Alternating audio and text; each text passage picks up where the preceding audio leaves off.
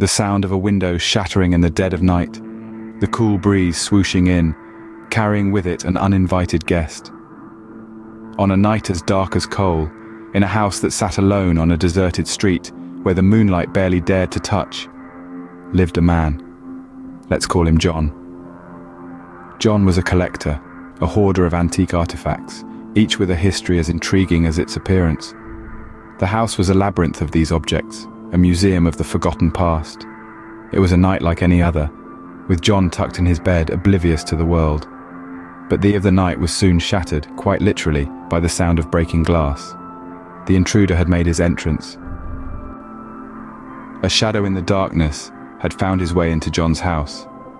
John, startled awake by the noise, lay frozen in his bed, his heart pounding like a drum. He could hear the faint rustling, the soft padding of footsteps echoing through the corridors of his house.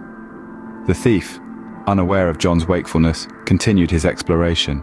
He was drawn to the artifacts, their glinting surfaces reflecting the little light that filtered in. He picked up a small bronze statue, examining it with greedy eyes. As minutes turned into hours, the thief filled his bag with his loot, unaware of the eyes watching him from the shadows.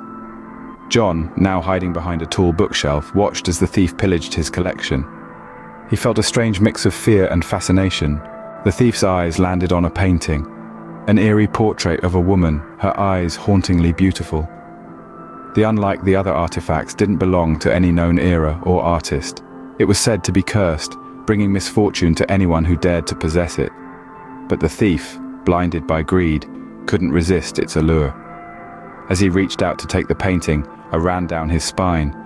The room seemed to grow colder, the shadows darker, but he dismissed it as a trick of his mind.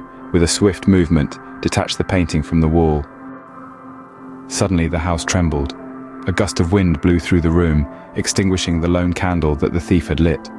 And then there was silence, a silence so deep it made the thief's heart race. Silence was broken by a soft whisper, a woman's voice echoing through the room.